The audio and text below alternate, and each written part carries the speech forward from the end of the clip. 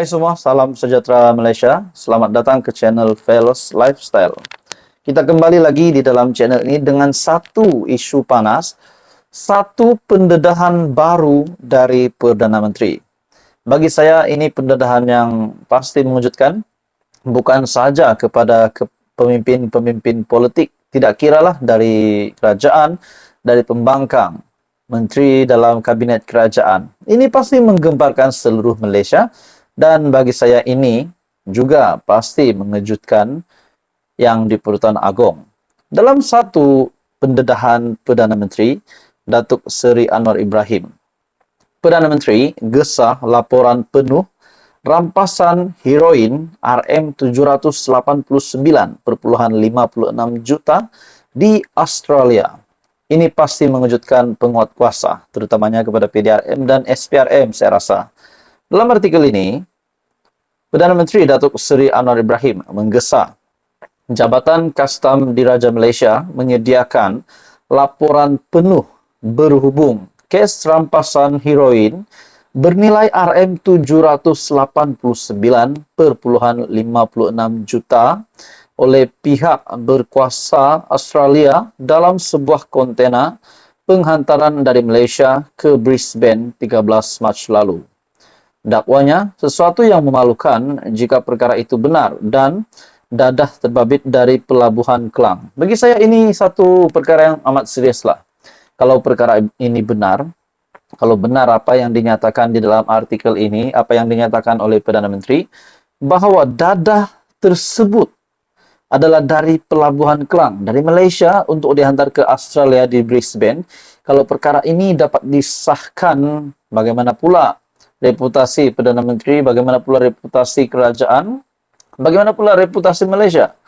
Yang kalau perkara ini benar, sudah pasti akan memalukan tanah air kita. Tapi tidak apa, kita teruskan dalam artikel ini. Dakwanya sesuatu yang memalukan jika perkara itu benar. Bagaimana dadah berlalu tanpa dikesan oleh pihak berkuasa pelabuhan? Bagaimana penyeludupan sama berlaku selama 12-16 kali tidak dapat dikesan sehingga ia dibongkar oleh pihak berkuasa Australia? Betul juga, takkanlah dadah tersebut dalam pelabuhan Malaysia takkanlah tidak ada kita kata diperiksa kan, takkanlah terus dilepaskan begitu saja, mesti melalui beberapa pemeriksaan. Jadi kalau perkara ini benar, adakah ada kabel ataupun mungkin ada orang tengah yang membantu mungkin ejen ini kepada ejen ini supaya dadah ini dapat menerusi Pelabuhan Kelang dan dapat dihantar ke Australia. Dalam artikel ini pula, Anwar berkata telah meminta Jabatan Siasatan Jenayah dan Jabatan Siasatan Jenayah Komersial Polis untuk membantu siasatan. Saya berharap laporan itu akan siap dalam masa 1 atau 2 minggu. Kita perlu tahu apa yang sebenarnya berlaku. Kita tidak boleh berkompromi dan akan ambil tindakan tegas, katanya. Sinar Harian sebelum ini melaporkan pengesahan Polis Diraja Malaysia ataupun PDRM berhubung rampasan dadah seberat anggaran 336 kg oleh pihak berkuasa Australia dalam sebuah kontena penghantaran dari Malaysia ke Brisbane pada 13 Mac lalu. Setiausaha Polis Diraja Malaysia Datuk Nur Sia Muhammad Saaduddin berkata, Jabatan Siasatan Jenayah Narkotik Bukit Aman sedang menjalankan siasatan berpandukan maklumat yang diterima daripada pihak Polis Persekutuan Australia AFP sebelum mengambil sebarang tindakan lanjut. Jadi saudara-saudara, menurut Anda apa komen Anda? Ini satu lagi kejutan besar yang berjaya didedahkan. Teruskan bersama di dalam channel ini. Jangan lupa tekan butang like, share, dan subscribe. Info padu, info hangat disediakan di dalam channel ini. Hai semua, salam sejahtera Malaysia. Selamat datang ke channel Velos Lifestyle. Kembali lagi dengan satu isu, satu ulasan yang panas berkaitan dengan hari ini pula berkaitan dengan SPRM. Di mana SPRM hari ini telah menerima satu kejutan luar biasa dari Parti Muda pimpinan Syed Saddiq. Dalam satu artikel, Muda mohon Mahkamah Isytihar SPRM tiada kuasa siasat Hakim Nazlan. Akhirnya ini berbalik kepada isu pembebasan Najib Razak, di mana beliau telah gagal untuk mengurangkan tempo hukuman penjaranya selama 12 tahun.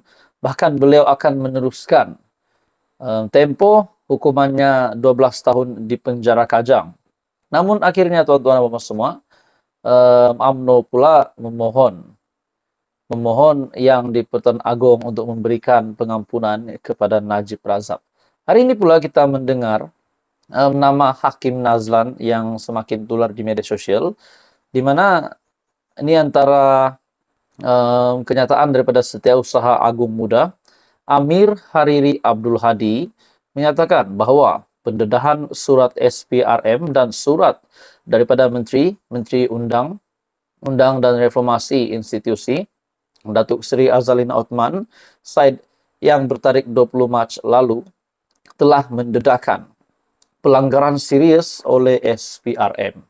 Jadi bagi saya ini satu isu yang amat panas kalau dalam kenyataan ini yang menyatakan bahwa pendedahan pelanggaran serius oleh SPRM. Ini satu kejutan besar kepada Tan Sri Azam Baki.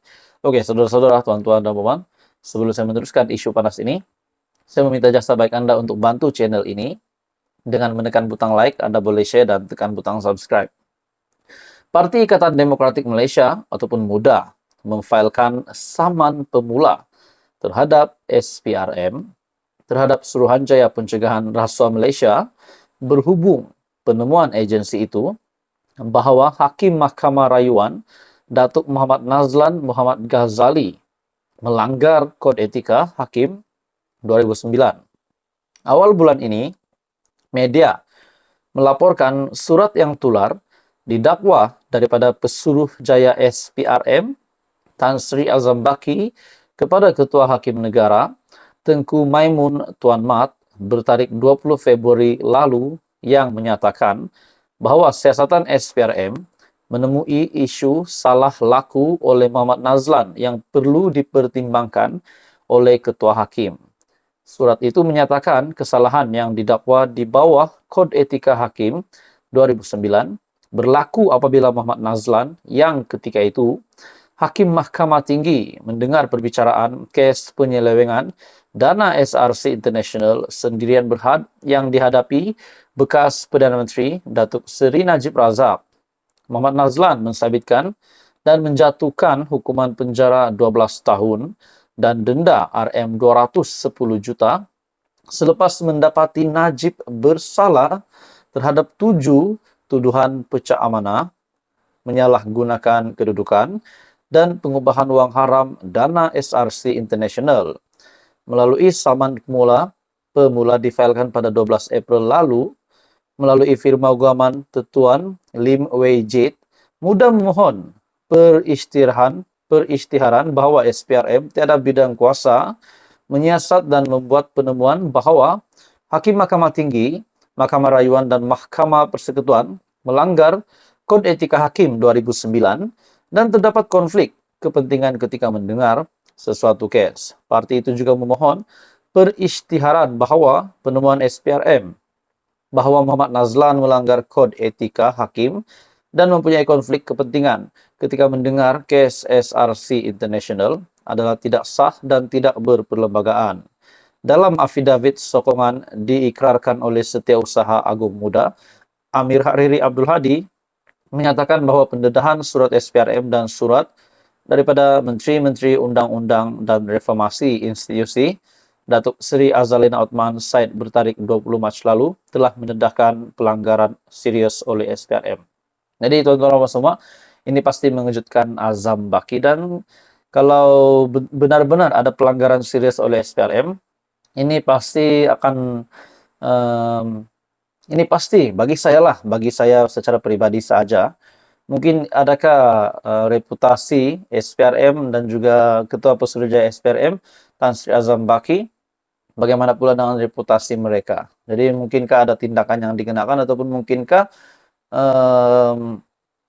Ya, seperti yang saya kata, reputasi mereka mungkin akan menurun, pandangan rakyat kepada mereka terhadap mereka mungkin akan menurun. Jadi ini semua akhirnya kita menantikan keputusan-keputusan ataupun berita susulan selepas ini. Teruskan bersama di dalam channel ini. Jangan lupa tekan butang like, share, dan subscribe.